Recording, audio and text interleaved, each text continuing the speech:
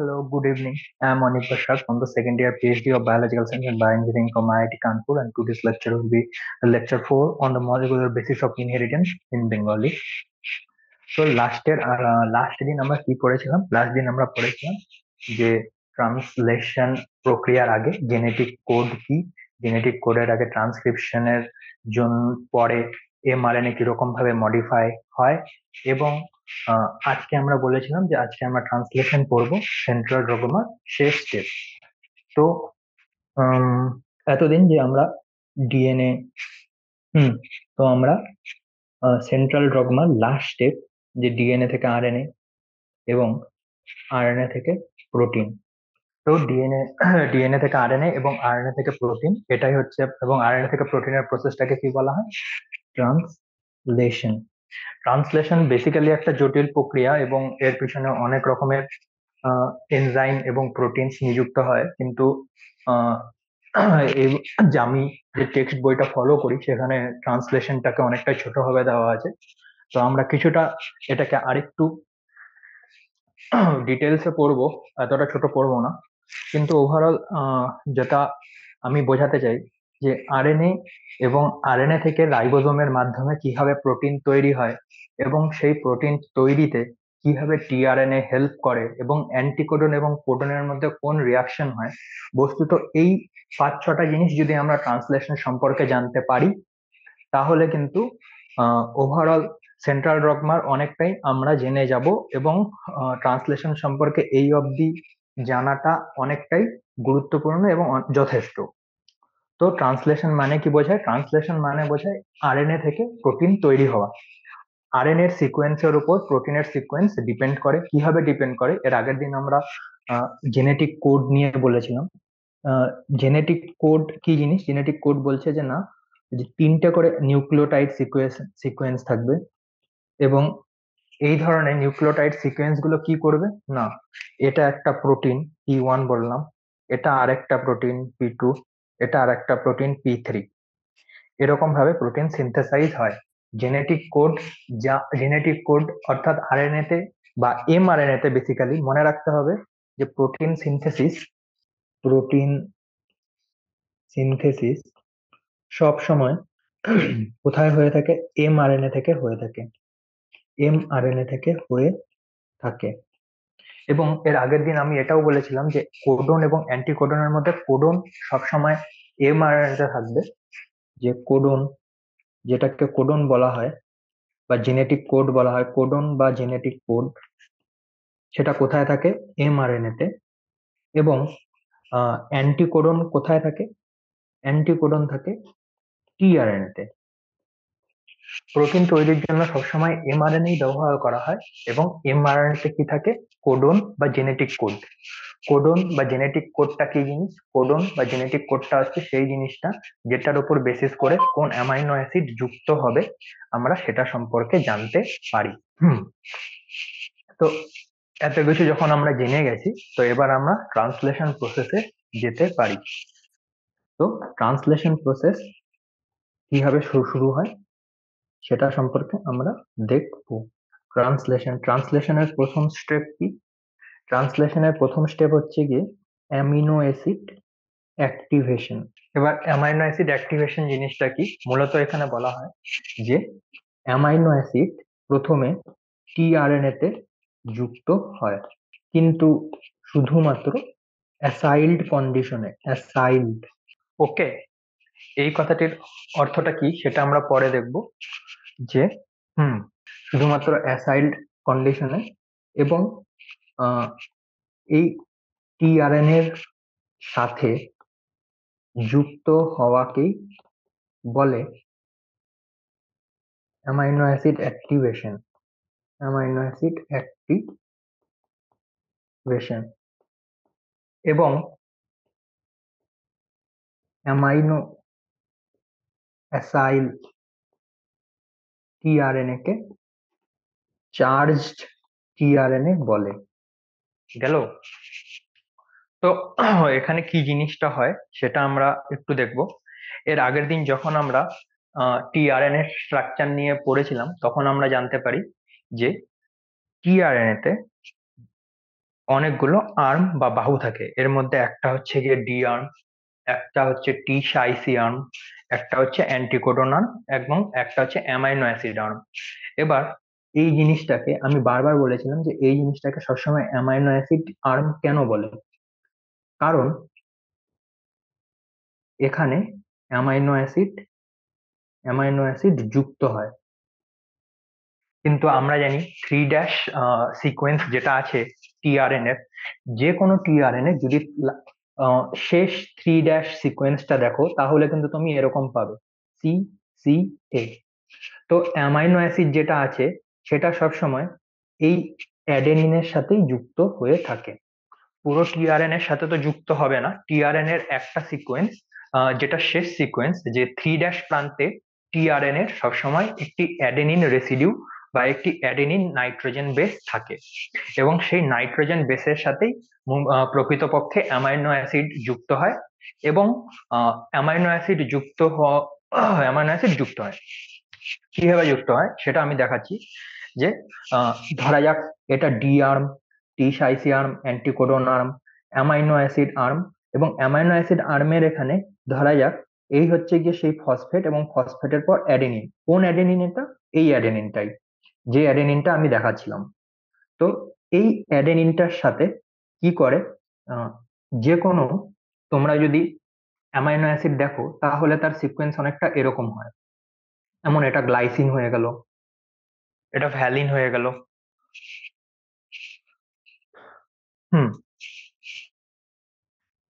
তো এই যে অ্যামাইনো অ্যাসিড গুলো থাকে, এই অ্যামাইনো অ্যাসিড এই যে অ্যামাইনো অ্যাসিড গুলো থাকে, এই অ্যামাইনো অ্যাসিড গুলো কোথায় গিয়ে যুক্ত হয়? অ্যাডেনিনের সাথে। কোন অ্যাডেনিন? যে অ্যাডেনিনটা প্রত্যেকটা টিআরএন এর 3' প্রান্তে শেষ রেসিডিউ যেটা, সেটা অ্যাডেনিন থাকে। সেই অ্যাডেনিনের সাথে অ্যামাইনো অ্যাসাইল গ্রুপ ফর্ম করে। কোন গ্রুপটা ফর্ম করে? কারো যে কোনো অ্যামাইনো অ্যাসিডের মধ্যে COOH অর্থাৎ কার্বক্সিল মূলক থাকে।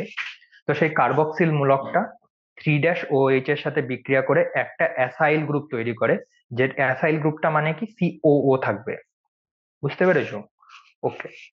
তো অ্যামাইনো অ্যাসিড যখন অ্যাডেনিনের সাথে যুক্ত হয় তখন অ্যাসাইল গ্রুপ তৈরি করে, এবং এই অ্যাসাইল গ্রুপ তৈরি করার জন্যই বলা হয় অ্যামাইনো অ্যাসাইল টিআরএনএ। এবং এটাই হচ্ছে গিয়ে অ্যামাইনো অ্যাসাইল টিআরএনএ একটি স্কিম্যাটিক বা এক্সাম্পল বলতে পারো। যেমন এখানে রয়েছে পুরো টিআরএনএ, টিআরএনএ লাস্ট প্রান্তে রয়েছে অ্যাডেনিন, অ্যাডেনিনের সাথে অ্যাসাইল গ্রুপ তৈরি করেছে একটি অ্যামাইনো অ্যাসিড, এবং অ্যামাইনো অ্যাসিড যে গ্রুপটা তৈরি করে নতুন, তাকে বলা হয় অ্যামাইনো অ্যাসাইল গ্রুপ। তো এইরকম ভাবে যে কোনো টিআরএন এর সাথে চার্জ হয়। তো এখানে মনে রাখবার বিষয় কি কি আছে সেটা একবার খতিয়ে নেওয়া যাক। যে প্রত্যেকটি কোডনের জন্য নির্দিষ্ট টিআরএনএ থাকে। এই কথাটির অর্থটা আমরা আরেকটু পরে আরেকটু ভালোভাবে বুঝবো, কিন্তু এর কথাটা অর্থটা কি? সেম অর্থ, যে টি প্রত্যেকটি কোডনের জন্য নির্দিষ্ট টিআরএনএ থাকে, এবং প্রত্যেকটি অ্যামাইনো অ্যাসিডের জন্য প্রত্যেকটি অ্যামাইনো অ্যাসিডের জন্য আলাদা করে আরএনএ থাকে। এর কথার অর্থটা কি? ধরা যাক গ্লাইসিন একটি অ্যামাইনো অ্যাসিড, যেটা যে কোনো টিআরএন এর সাথে এটা টিআরএন এর সাথে এটা যুক্ত হবে না।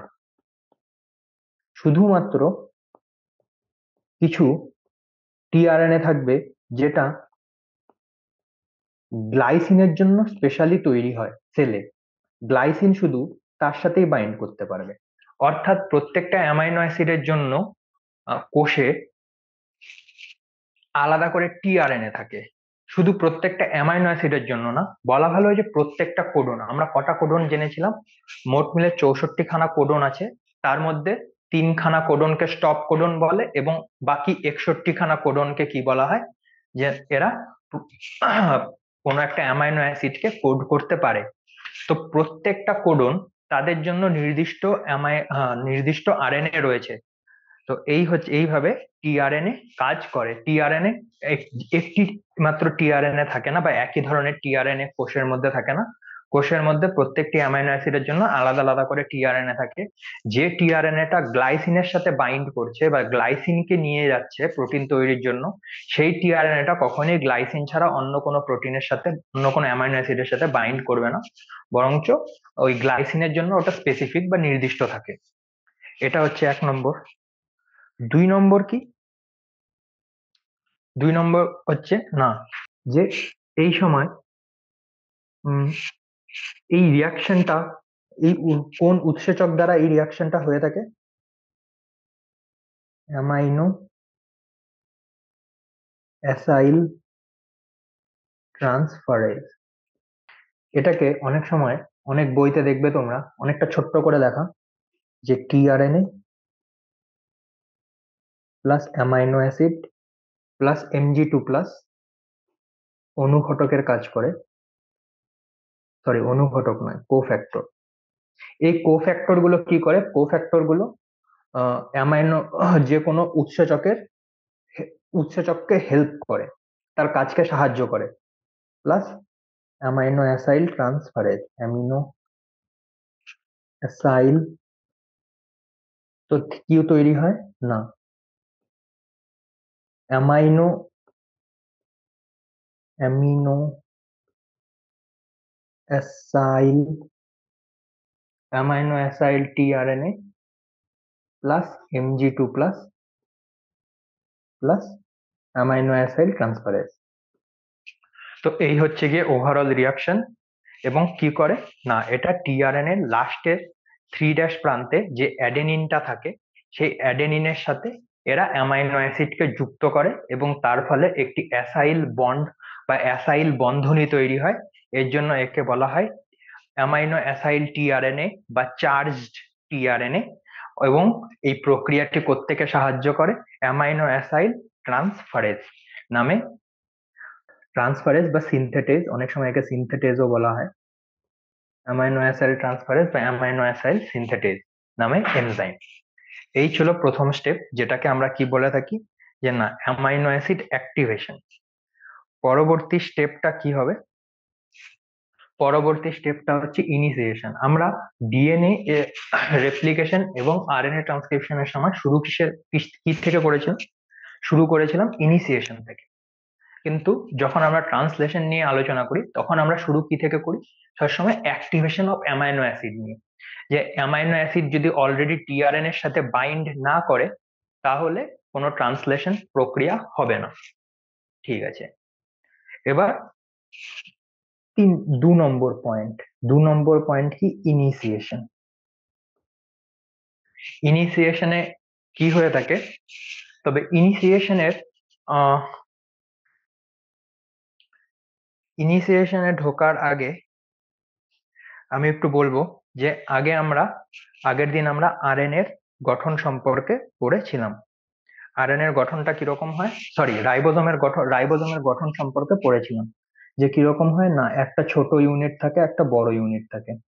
প্রোক্যারিওটিকের ক্ষেত্রে ছোট ইউনিটটা কত? 50, এবং সরি, বড় ইউনিটটা কত? 50, ছোট ইউনিটটা 30, গেল। এবং ইউক্যারিওটিকের ক্ষেত্রে ছোট ইউনিটটা 40, বড় ইউনিটটা 60। তো যখন ইনিশিয়েশন হয় বা ট্রান্সলেশন ইনিশিয়েশন হয়, তখন শুধুমাত্র স্মল সাব ইউনিটই থাকে, স্মল সাব ইউনিট আলাদা করে থাকে, স্মল সাব ইউনিট, গেল।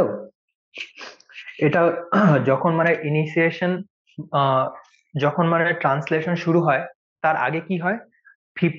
Small sub unit of ribosome and large sub unit of ribosome, যেটা 50S বা 30S আমরা বলে থাকি, এগুলো একে অপর থেকে আলাদা থাকে, এরা যুক্ত থাকে না। তো প্রথমে এরকম ভাবে স্মল সাব ইউনিটটা আলাদা হয়, এবং স্মল সাব ইউনিটে এসে কে যুক্ত হয়?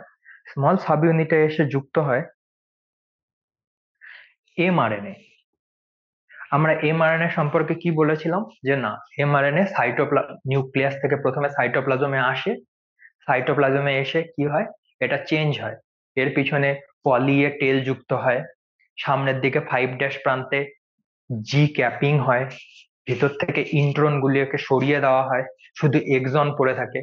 তো এরকম ভাবে এমআরএনএ তৈরি হয়, এবং এই তিনটে প্রক্রিয়াকে আরএনএ এডিটিং বলা হয়। এবং আরএনএ এডিটিং, আরএনএ স্প্লাইসিং এগুলো যদি না হয়, তাহলে সেটা এমআরএনএ তৈরি হয় না, এবং সেই আরএনএ কোনোদিন ট্রান্সলেশন করতে পারে না।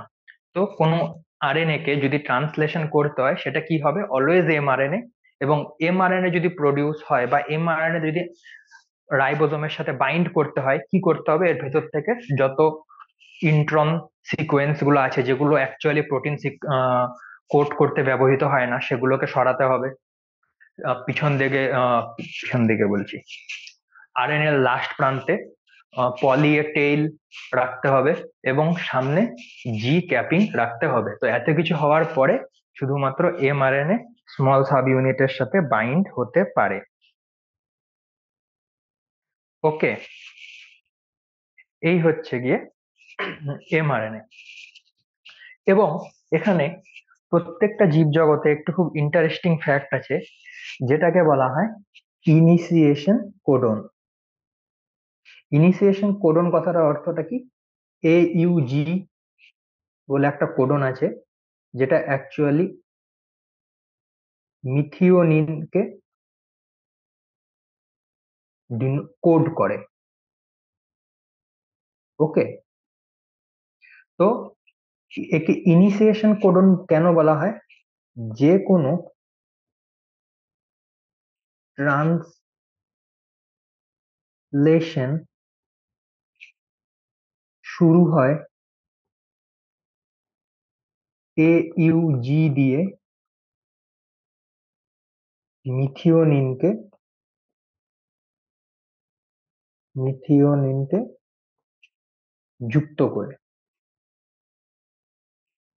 অর্থাৎ যখন কোনো একটা এমআরএনএ থেকে প্রোটিন সিনথেসিস হয়, প্রথম যে অ্যামাইনো অ্যাসিডটা হবে, অর্থাৎ অ্যামাইনো প্রান্তে প্রথম যে অ্যামাইনো অ্যাসিডটা হবে, প্রোটিন অনেকটা কিরকম করে থাকে? প্রোটিন অনেকটা এরকম করে থাকে, NH2CH, এটাকে পেপটাইড বন্ড বলে। এখান থেকে তৈরি হবে আর একটা CH, এটা R1, এটা R2, এটা আবার CONH, এরকম করে করে করে করে চলতে থাকে। এই যে প্রথম অ্যামাইনো অ্যাসিডটা হবে, ট্রান্সলেশনের সময় এই প্রথম অ্যামাইনো অ্যাসিডটা মনে রাখতে হবে সব সময় মিথিওনিন হয়। যে কোনো প্রোটিন যখন সিনথেসিস হয়, এর প্রথম অ্যামাইনো অ্যাসিডটা সবসময় মিথিওনিন হয়ে থাকে। এবং মিথিওনিন কখন হয়? যখন এমআরএনএ তে একটা বিশেষ কোডন থাকবে, AUG, যাকে ইনিশিয়েশন কোডন বলা হয়ে থাকে। কেন ইনিশিয়েশন কোডন বলা হয় সেটাও আমরা জানতে পারলাম, যে ট্রান্সলেশন শুরুই হয় এর মাধ্যমে। এবং একে কোনটা বলা, কাকে ইনিশিয়েশন কোডন বলে? AUG কে ইনিশিয়েশন কোডন বলা হয়। কেন বলা হয় জানলাম। এবং এটা কি ডিনোট করে? মিথিওনিনকে। গেল? হুম। তারপর যখন এমআরএনএ এসে স্মল সাব ইউনিটে যুক্ত হয়, তখন এর যে লার্জ সাব ইউনিট থাকে, সেটাও এসে যুক্ত হয়। গেল? কে কে আসবে? প্রথমে স্মল সাব ইউনিট, তারপর এমআরএনএ, তারপর লার্জ সাব ইউনিট। এরকম ভাবে একটি মেশিনারি তৈরি হয়, এবং এখান থেকে শুরু হয় ট্রান্সলেশন প্রক্রিয়া। এবার এই জায়গাটা একটু চেষ্টা করবে, কারণ অনেকটাই কঠিন, এবং আমি চেষ্টা করব যতটা পারি বোঝাতে। তো যে কোনো রাইবোজোমে তিনটে জায়গা হয়। একটাকে বলা হয় ই, একটাকে বলা হয় পি, এবং একটাকে বলা হয় এ। গেল? আর নিচ দিয়ে কি থাকে? না, নিচ দিয়ে থাকে এমআরএনএ। গেল? এবার ধরা যাক এই এমআরএনএ তে প্রথম সিকোয়েন্স কি দিয়ে শুরু হবে? AUG। গেল? এবার AUG যদি কোডন হয়ে থাকে, এর অ্যান্টিকোডনটা কি হবে? AUG এর অ্যান্টিকোডন কি? AUG এর অ্যান্টিকোডন হবে এটা যদি 5' to 3' হয়ে থাকে, তাহলে এটার অ্যান্টিকোডন হবে CAU। গেল? এই CAU কোথায় থাকবে? এটা মিথিওনিন মিথিওনিনের জন্য যে টিআরএনএ উপস্থিত, সেটাতে উপরিক্ত অ্যান্টিকোডনটি পাওয়া যায়। এই কোডনটি পাওয়া যায়। ব্যাপারটা কিরকম, যে ধরা যাক এখানে আমরা যে এই অ্যান্টিকোডনটা বলছি 1 2 3, ধরা যাক এখানে কি আছে, CAU। CAU এই হচ্ছে গিয়ে অ্যান্টিকোডন। আর মনে রাখতে হবে অ্যান্টিকোডন আর কোডন সব সময়, ধরা যাক এটা এটা কি, এটা হচ্ছে কি মিথিওনিন। তো আমরা প্রথমে কি পড়েছিলাম, যে কোনো অ্যামাইনো অ্যাসিডকে যদি প্রোটিন তৈরি করতে হয়, তাহলে সেই অ্যামাইনো অ্যাসিডকে সবার আগে কোনো একটা টিআরএনএ এর সাথে বাইন্ড করতে হবে। সেই টিআরএনএ রাইবোজোমে গিয়ে যখন প্রোটিন সিনথেসাইজ করবে, তখন সেই অ্যামাইনো অ্যাসিডটি যুক্ত হয়। তো এবার কি দেখা যাচ্ছে, যে এখানে কি আছে, CAU। তো অ্যান্টিকোডন, মনে রাখতে হবে অ্যান্টিকোডন হচ্ছে কোডনের ঠিক অপোজিট। এবং অ্যান্টিকোডনটা কেন থাকে, কারণ অ্যান্টিকোডনটা গিয়ে এই রাইবোজোমের এই জায়গাটাতে গিয়ে এরা বন্ড তৈরি করবে। এর ফলে কি হলো, এই যে টিআরএনএটা আছে, এটা গিয়ে কিন্তু এই রাইবোজোমের মধ্যে আটকে গেল। ওকে, এইভাবে যখন টিআরএনএ রাইবোজোমের মধ্যে আটকে যায়, তখন আরেকটা এনজাইম কাজ করে, একে বলে পেপটাইডিল ট্রান্সফারেজ। ওকে, এ কি করে, এই যে এই টিআরএনএটা ছিল, এটাকে এইখান থেকে এখানে বের করে দেয়। ওকে, তো সিচুয়েশনটা কি দাঁড়াবে, সিচুয়েশনটা দাঁড়াবে এটা স্মল সাব ইউনিট, এটা লার্জ সাব ইউনিট, এটা এমআরএনএ, ধরা যাক এটা ই, এটা পি, এবং এটা এ। এবার তো এটা হচ্ছে গিয়ে যেভাবে আমি বোঝাচ্ছি, যে এটা হচ্ছে গিয়ে মিথিওনিন গেল। এবার কোনো একটি প্রোটিন তো শুধুমাত্র একটি অ্যামাইনো অ্যাসিড দিয়ে হতে পারে না, তার জন্য অনেকগুলো অ্যামাইনো অ্যাসিড প্রয়োজন। তো দ্বিতীয় আরেকটা টিআরএনএ কি করবে, আসলো, এবং ধরা যাক এখানে কি আছে, গ্লাইসিন। প্রথম ট্রান্সলেশন যখন শুরু হবে, মনে রাখতে হবে সেটা অবশ্যই অবশ্যই মিথিওনিন হয়। কিন্তু আহ মিথিওনিনের পরে তেমন কোনো নির্দিষ্ট অ্যামাইনো অ্যাসিড থাকে না। প্রথম অ্যামাইনো অ্যাসিডটা অবশ্যই মিথিওনিন হয়, তারপরে এরকম কোনো বাধ্যবাধকতা থাকে না। তো এটা যেমন গ্লাইসিন, গ্লাইসিনের কোডন আমরা ধরে নিলাম GGG। তো অ্যান্টিকোডন এখানে কি থাকবে, CCC।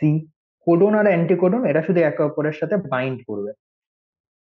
ওকে, এবার পেপটিডাইল ট্রান্সফারেজটা কি করবে, পেপটিডাইল ট্রান্সফারেজটা AUG এবং এখানে GGG। দেখা যাচ্ছে আগে মিথিওনিনটা কোথায় গিয়ে যুক্ত হয়েছিল, রাইবোজোমে পি জায়গায়, এবং তারপরের অ্যামাইনো অ্যাসিডটা কোথায় গিয়ে যুক্ত হয়েছিল, এর জায়গায়। কিন্তু দ্বিতীয় পেপটাইল ট্রান্সফারেজ কি করবে, পেপটাইল ট্রান্সফারেজটা রাইবোজোমকে ধাক্কা দেয় এই বরাবর। এর জন্য আগে যে মিথিওনিনের সাথে যুক্ত হওয়ার টিআরএনএটা যেটা পিতে ছিল, যেহেতু আমরা এই বরাবর আরএনএ কে ধাক্কা দিচ্ছি, এখন সেই আরএনএটা কোথায় চলে এসেছে, এই বরাবর। ওকে, এখানে। এবং আগে যেটা এতে ছিল সেটা এখন কোথায় চলে এসেছে, সেটা এখন পিতে চলে এসেছে। হুম, এটা কি ছিল, এটা ছিল মিথিওনিন। এবার পেপটাইডিল ট্রান্সফারেজ শুধু আরএনএ কে ধাক্কাই দেয় না, এরা কি তৈরি করে, এরা একটা এরকম বন্ড তৈরি করে দেয়। গেল। এর ফলে কি হয়, পরবর্তী স্টেপটা আমরা দেখব যে এইউজি সিকোয়েন্সটা এবার বাইরে, কারণ পেপটাইডিল ট্রান্সফারেজ ক্রমাগত রাইবোজোমকে ধাক্কা দিচ্ছে যে ভাই তুই এখান থেকে সর, আর আরএনএ বরাবর যেতে থাক। এতে কি হবে, তুই এক একটা সময় করে এক একটা কাউন্ট করবি। এবার এখানে কি কি আছে, ই, এখানে আছে পি, এখানে আছে এ। গেল। এবার যেই এই এইউজি সিকোয়েন্সটা রাইবোজোমের বাইরে চলে আসলো, অর্থাৎ রাইবোজোমকে তো আমরা ক্রমাগত ধাক্কা দিচ্ছি, রাইবোজোমের যে বাইরে চলে আসলো, এর জন্য যে টিআরএনএটা ছিল সেটা বাইরে থেকে বেরিয়ে চলে যায়। কিন্তু আগের বার যেটা এপি পজিশনে ছিল অর্থাৎ গ্লাইসিনে, সেটা এখন ই পজিশনে থাকে। এটা কি কালারের ছিল, গ্লাইসিন এরকম, আর এটা কি কালারের ছিল, এরকম। এবং ধরা যাক এখন যে এখন নতুন যে পি এর জায়গায় আসবে, সেটাকে ধরা যাক এই যে প্রোটিনটা সিনথেসাইজ হচ্ছে সেটাতে প্রথমে মিথিওনিন, গ্লাইসিন, তারপর কি থাকবে, তারপর থাকে ফিনাইল অ্যালানিন। অর্থাৎ ধরা যাক এখানে এখন ইউ ইউ ইউ সিকোয়েন্স আছে,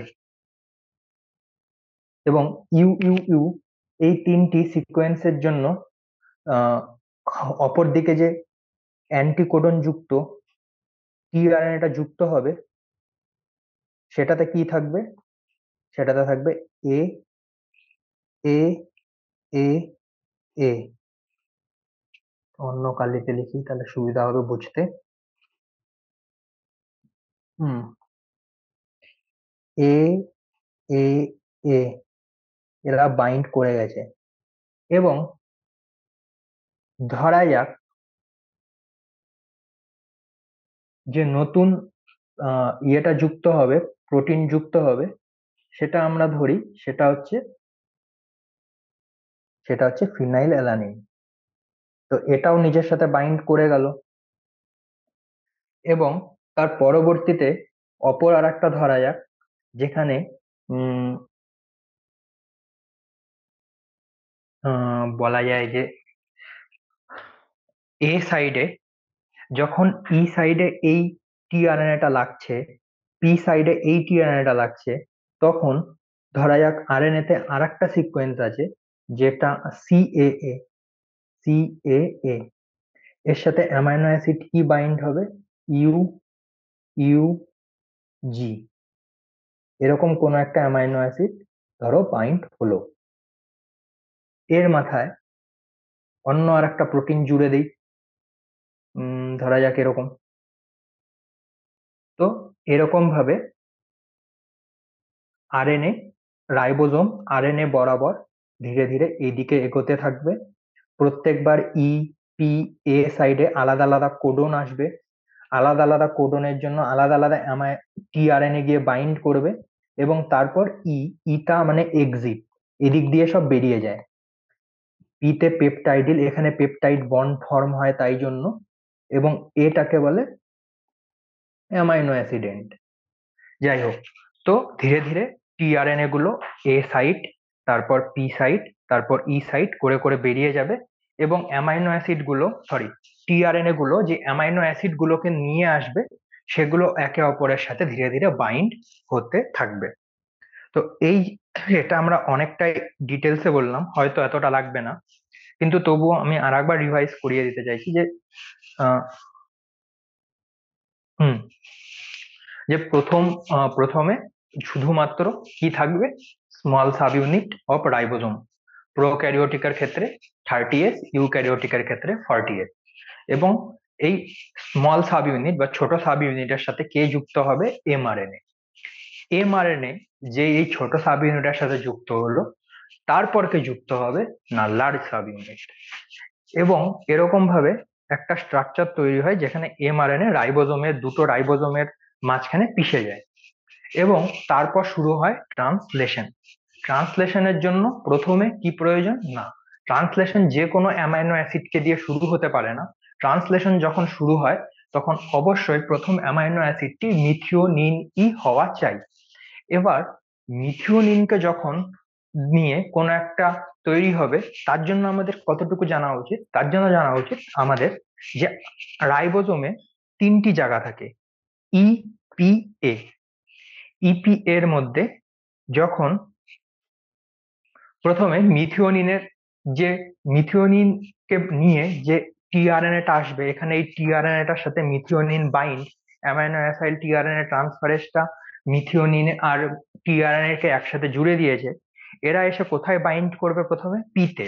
মনে রাখবে, যখন কোনো নতুন অ্যামাইনো অ্যাসিড রাইবোজোমে আসে, সেটা প্রথমে এ দিয়ে ঢোকে, প্রথমে এ তে ঢুকবে, তারপর পি তে ঢুকবে, তারপর ই দিয়ে বেরিয়ে যাবে।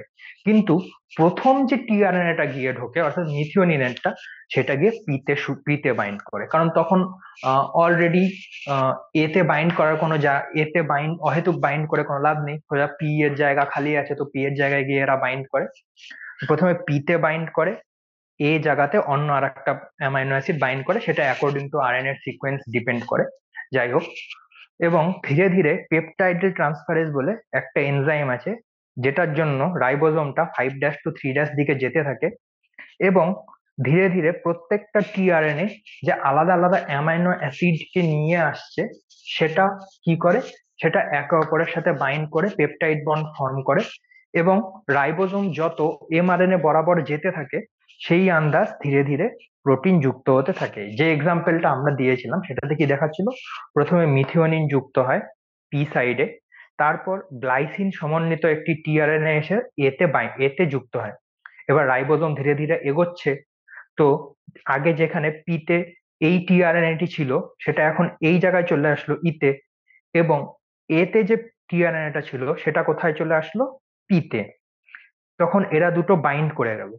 এবার বাইন্ড করার ফলে কি দেখা যাচ্ছে, এই যে টিআরএনএটা ছিল যেটা মিথিওনিনকে নিয়ে এসেছিল, সেটা এক্সিট দিয়ে বেরিয়ে চলে গেছে, কিন্তু মিথিওনিন কিন্তু যায়নি। মিথিওনিন কি করলো, মিথিওনিন তখন এক্সিট প্লেসে থাকা অপর একটি টিআরএনএ অ্যামাইনো অ্যাসিডের সাথে বাইন্ড করে নেয়, এবং এরকম ভাবে ধীরে ধীরে ধীরে ধীরে প্রোটিন শৃঙ্খল তৈরি হতে থাকে। এখানে আমরা 3 থেকে 4টে অ্যামাইনো অ্যাসিড যুক্ত হওয়া দেখিয়েছি, 1 2 3 4, এই এক, 1 2 3 4, এরকম ধীরে ধীরে আরো লাখো লাখো অ্যামাইনো অ্যাসিড যুক্ত হয়, এবং এটাই হচ্ছে গিয়ে ট্রান্সলেশন বা ট্রান্সলেশন ইলংগেশন। ইলংগেশন আর ইনিশিয়েশন এই দুটো এরকম ভাবে হয়ে থাকে। এখানে ইনিশিয়েশন ও ইলংগেশন লিখে দিই, ইনিশিয়েশন এবং ইলংগেশন। এবার এরপর আসে টার্মিনেশন। টার্মিনেশনটা কি জিনিস, টার্মিনেশনটা সোজা জিনিস অনেকটা।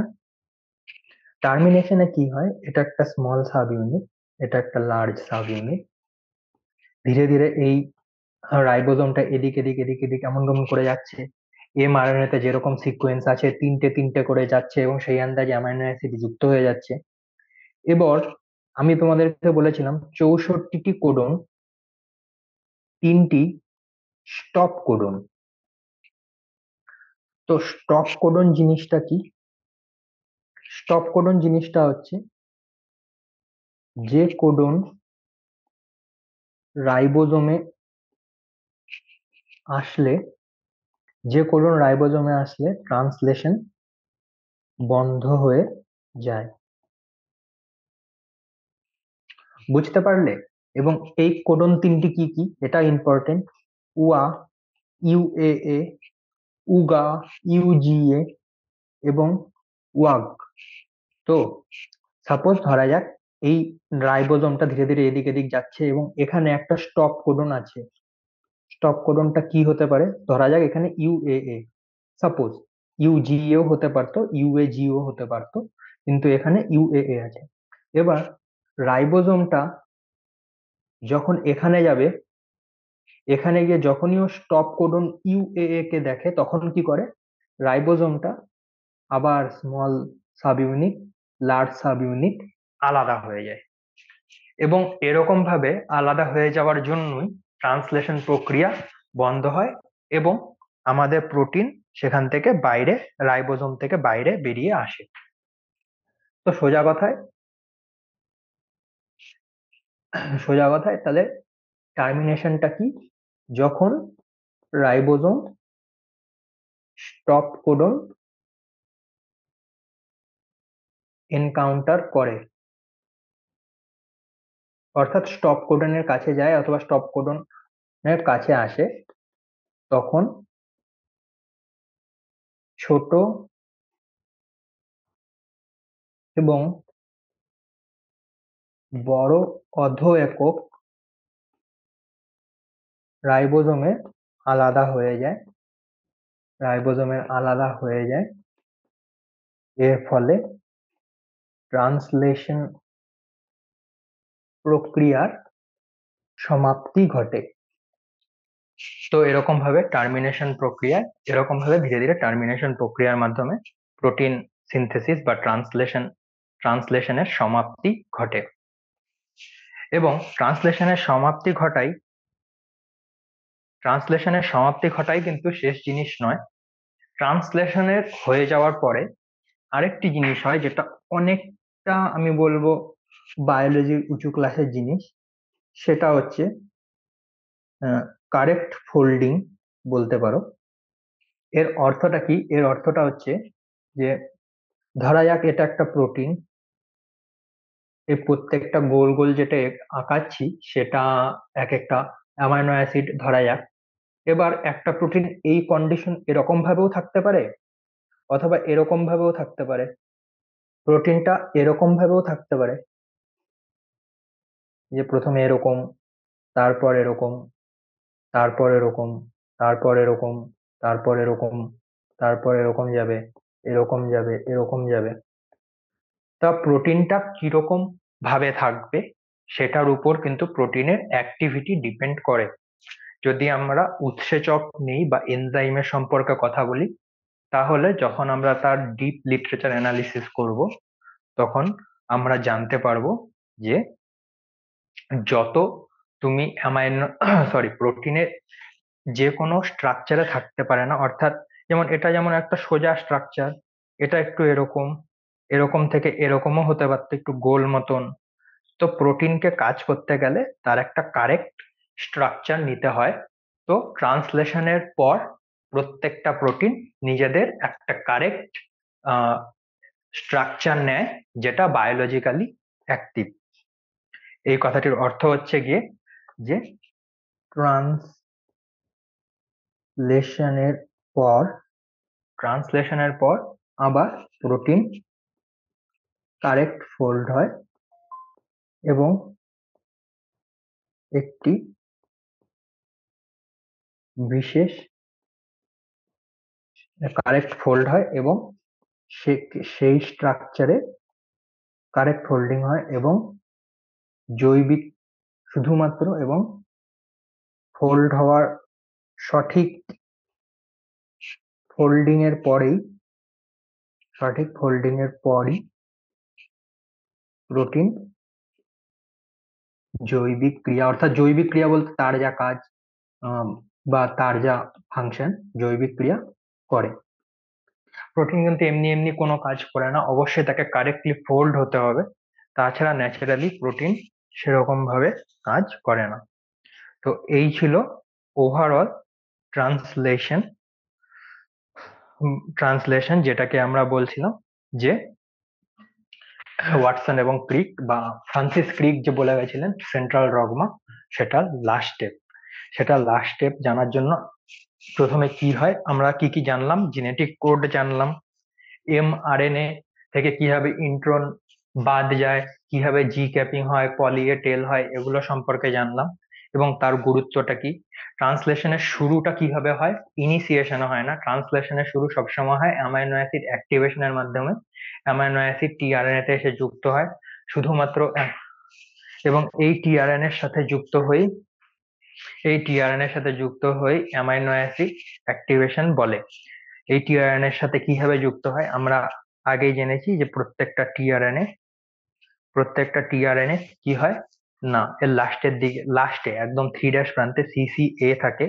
এই অ্যাডেনিনের সাথে এসে amino acid acyl bond form করে বাইন্ড করে এবং এই ধরনের বাইন্ডিং করাকে কি বলে, টি amino acid charge activation or charging of the tRNA. দ্বিতীয়তে কি হয় যে ইনিশিয়েশন হয়, দুটো রাইবোজোমের ইউনিট একে অপরের সাথে যুক্ত হয়, এমআরএনএ ধীরে ধীরে কোডন এমআরএনএ বরাবর সেটা ধীরে ধীরে যাত্রা শুরু করে পেপটাইডের ট্রান্সফারেজের জন্য এবং ধীরে ধীরে বিভিন্ন অ্যামাইনো অ্যাসিড এবং যুক্ত টিআরএনএ এসে বাইন্ড হয় এবং ইপিএ এক্সিট পি পেপটাইডিল এবং এ অ্যামাইনো অ্যাসিড প্রান্তে টিআরএনএ গুলো এসে যুক্ত হয় এবং এই টিআরএনএ গুলোর সাথে যে অ্যামাইনো অ্যাসিড গুলো লেগে থাকে সেগুলো নিজেদের সাথে বাইন্ড করে ধীরে ধীরে প্রোটিন তৈরি করে এবং এই প্রোটিন গুলোই কোনো একটা, যে প্রোটিনটা তৈরি হয় সেটাকে অবশ্যই সঠিক ফোল্ডিং হতে হবে। সঠিক ফোল্ডিং বলতে গেলে সঠিকভাবে সেটাকে যদি কাজ করতে হয় তাহলে তার একটা কারেক্ট 3D স্ট্রাকচার চাই। তো অবশ্যই সেই প্রোটিনটাকে ফোল্ড হয়ে সেই কারেক্ট 3D স্ট্রাকচারে আসতে হবে এবং তারপরে সেটা কোনো জৈবিক ক্রিয়া করতে সক্ষম। তো এই ছিল inheritance, molecular basis of inheritance বা বংশগতির আণবিক ব্যাখ্যার যে সব থেকে বড় পোর্শন, সেন্ট্রাল ডগমা এবং তার এক একটি প্রক্রিয়া। আজকে আমরা শেষ করলাম ট্রান্সলেশন বা কিভাবে এমআরএনএ থেকে প্রোটিন তৈরি হয়। পরবর্তীতে আমরা একটা জিনিস দেখব, সেটা হচ্ছে কি না, সেটা হচ্ছে গিয়ে আমরা দেখব ল্যাক অপেরন। অপেরন বলতে গেলে অ্যাকচুয়ালি আমরা দেখবো যে জিন কিভাবে কাজ করে, জিন কিভাবে নিয়ন্ত্রিত হয়, জিনের নিয়ন্ত্রণ। কালকে আমরা বরঞ্চ যে জিনিসটা পড়বো বা পরদিন আমরা যে জিনিসটা পড়বো সেটাকে আমরা বলতে পারি যে প্রোক্যারিওটিক কোষে কিভাবে জিন নিয়ন্ত্রিত হয়। অর্থাৎ আমরা জানলাম যে কোনো যদি প্রক্রিয়া সম্পন্ন হতে হয় তাহলে অবশ্যই ডিএনএ থেকে আরএনএ তৈরি হতে হবে এবং আরএনএ থেকে প্রোটিন তৈরি হতে হবে। এবং এরপর আমরা জানবো যে কখন কোনো একটি কোষ পার্টিকুলারলি এই সিগন্যালটা পায় বা এই বার্তাটা পায়, ওকে এখন আমাকে এই আরএনএ তৈরি করতে হবে এবং তারপর সেই আরএনএ থেকে প্রোটিন তৈরি হয়। অর্থাৎ জিনের নিয়ন্ত্রণ, কোন জিন থেকে কোন প্রোটিন তৈরি হবে সেটা কিভাবে নিয়ন্ত্রিত হয় সেটা আমরা পরদিন আলোচনা করব এবং তখন আমরা ল্যাক অপেরন সম্পর্কে জানবো। আজকে আমি এখানেই শেষ করছি। শুভ সন্ধ্যা, প্রত্যেকে ভালো থাকবে, টাটা।